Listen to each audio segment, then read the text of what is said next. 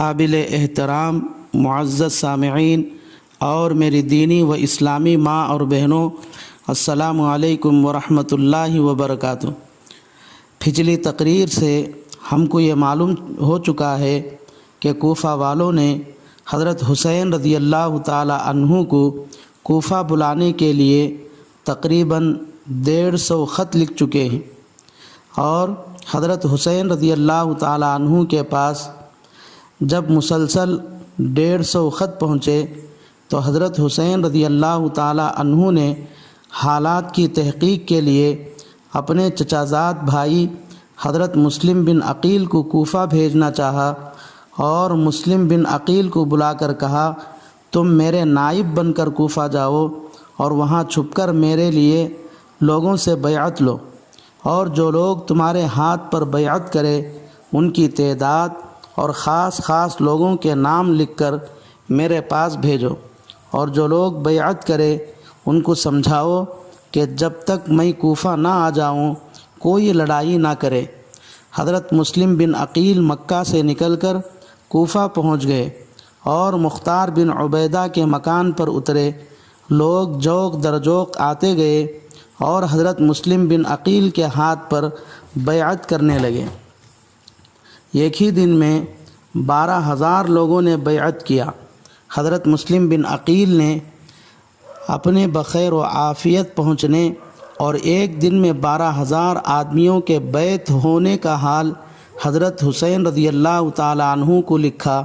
اور یہ بھی لکھا کہ ان بیعت کرنے والوں میں سلطان بن سرد، مسیب بن ناجیہ، رقاتہ بن شداد اور بانی بن عروہ بھی شامل ہیں۔ جب آپ آ جائیں گے اور علانیہ بیعت لیں گے تو لاکھوں لوگ آپ کی بیعت میں داخل ہوں گے۔ اور یہ خط قیس اور عبد الرحمن 2 آدمیوں نے حضرت حسین رضی اللہ تعالی عنہ کے پاس لے کر گئے۔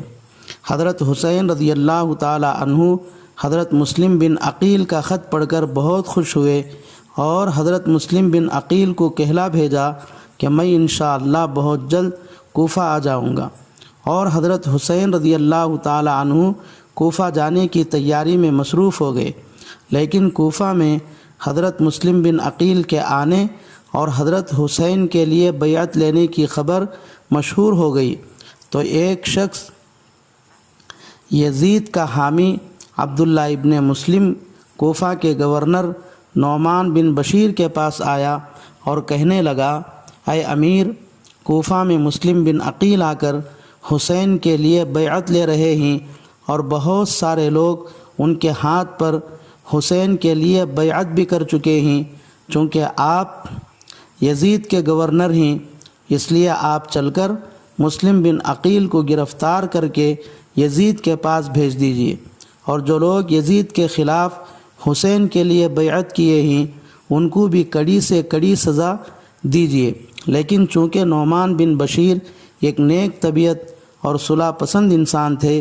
اس لیے عبداللہ ابن مسلم کو صاف جواب دے دیا کہ جس کام کو عوام مجھ سے چھپا کر رہے ہو میں اس کو ظاہر کرنا نہیں چاہتا،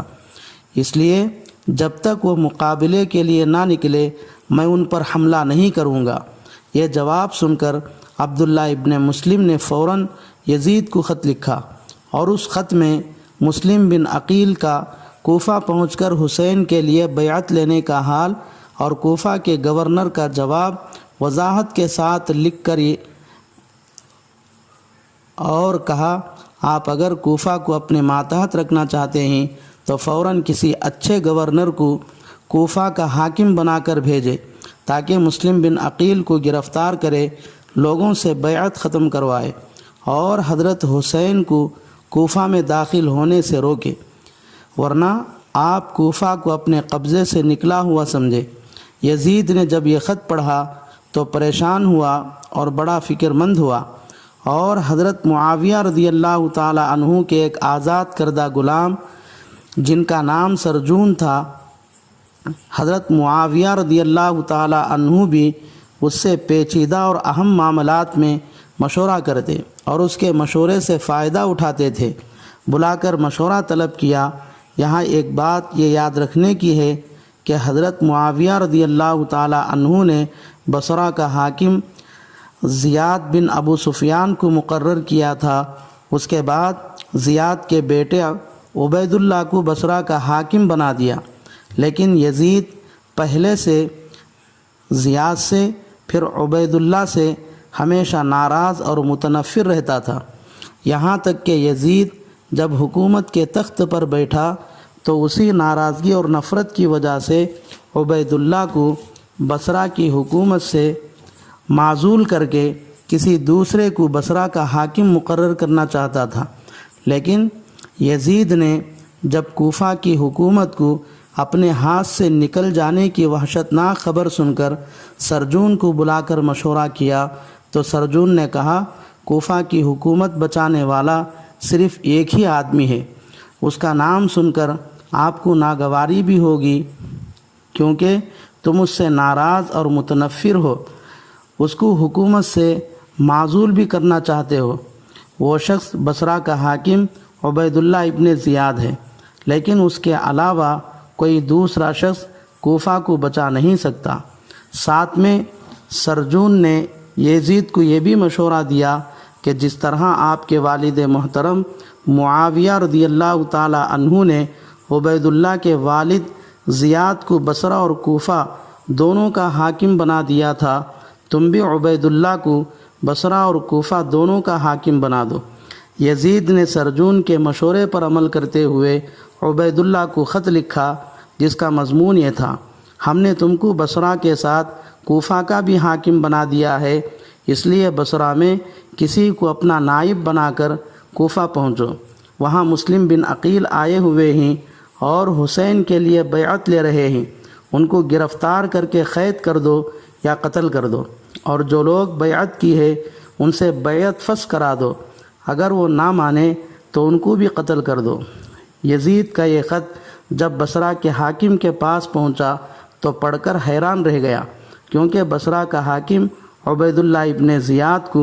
यज़ीद की नाराज़गी और उस नाराज़गी की वजह से ख़ुद को माज़ूल करने का इरादा जानता था। इसलिए सोचने में पड़ गया कि कहीं यज़ीद की तरफ से कूफ़ा की गवर्नरी की हिरिस दिलाकर कहीं यज़ीद का इरादा मुझे बसरा से भी माज़ूल करने की साजिश तो नहीं है। उसको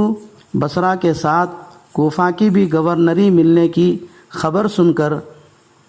खुशी भी हो रही थी, दूसरी तरफ यज़ीद की नाराज़गी की वजह से बसरा की हुकूमत से माज़ूल कर दिए जाने का खौफ भी लगा हुआ था। बिलाखिर अपने भाई उस्मान बिन ज़ियाद ही को बसरा में अपना नाइब मुकर्रर करके ख़ुद कूफ़ा के लिए एक लश्कर के साथ रवाना हो गया और कूफ़ा पहुंचकर लश्कर को शहर के बाहर ही छोड़ दिया और ख़ुद तन्हा शहर में दाखिल हुआ। कूफ़ा वाले चूँकि हज़रत हुसैन रज़ियल्लाहु ताला अन्हु के कूफ़ा आने की खबर सुन चुके थे, इसलिए उबैदुल्लाह इब्ने ज़ियाद को देखकर हज़रत हुसैन समझे और उबैदुल्लाह इब्ने ज़ियाद ऊँट पर सवार होकर सीधे सरकारी दीवान खाने तक पहुँच गया। देखा कि दरवाज़ा बंद है। उबैदुल्लाह इब्ने ज़ियाद ने दरवाज़ा खटखटाया और ज़ुबान से कुछ नहीं बोला। नौमान इब्ने बशीर अपने दोस्तों के साथ छत पर बैठे हुए थे।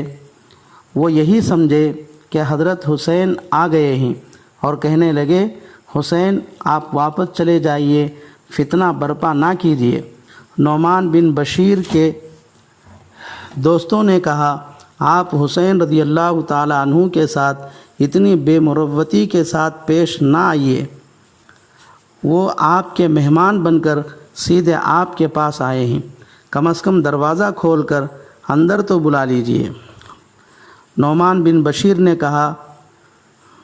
मैं ये पसंद नहीं करता कि किसी को ये कहने का मौका मिले कि नौमान के ज़माने में हज़रत हुसैन रज़ियल्लाहु ताला अन्हु को कूफ़ा में कत्ल कर दिया गया।